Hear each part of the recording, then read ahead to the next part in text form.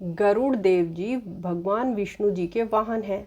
वो बहुत तेज़ गति से उड़ने वाले प्राणी हैं। एक बार विष्णु भगवान जी ने गरुड़ देव जी से कहा कि आप जाके हनुमान जी से बोलिए कि मैंने उन्हें याद किया है। तो गरुड़ जी पृथ्वी पर आए वैकुंठ धाम से, क्योंकि हनुमान जी 7 चिरंजीवियों में से एक हैं, तो चिरंजीवी पृथ्वी पर रहते हैं।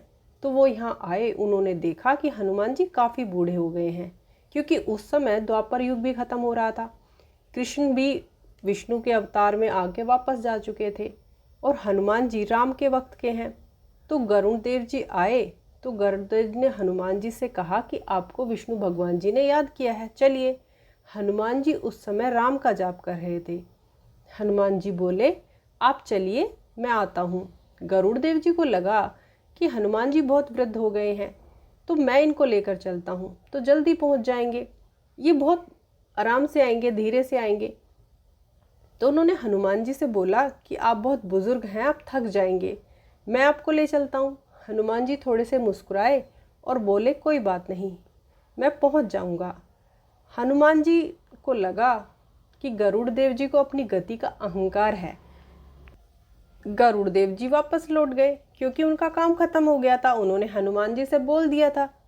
अब वो अपनी पूरी क्षमता से, पूरी स्पीड से वैकुंठ धाम वापस पहुँचे। तो उन्होंने विष्णु जी के पास जाकर देखा कि हनुमान जी तो वहाँ पहले से ही बैठे हैं। अब विष्णु जी के सामने देखकर गरुड़ जी चौंक गए। गरुड़ जी के दिमाग में एक बात आई कि मेरे से पहले कैसे पहुँच गए, और दूसरा, ये आए तो सुदर्शन चक्र ने इनको रोका क्यों नहीं। सुदर्शन चक्र के पास के कोई भी भेद नहीं सकता, और विष्णु जी के सामने ये कैसे पहुँच गए।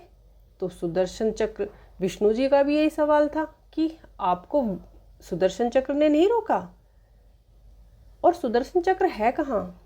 तब हनुमान जी ने अपना मुंह खोला और हनुमान जी के मुंह के अंदर से सुदर्शन चक्र निकला। हनुमान जी ने सुदर्शन चक्र को अपने मुंह में कैद कर लिया और उनका अहंकार तोड़ा।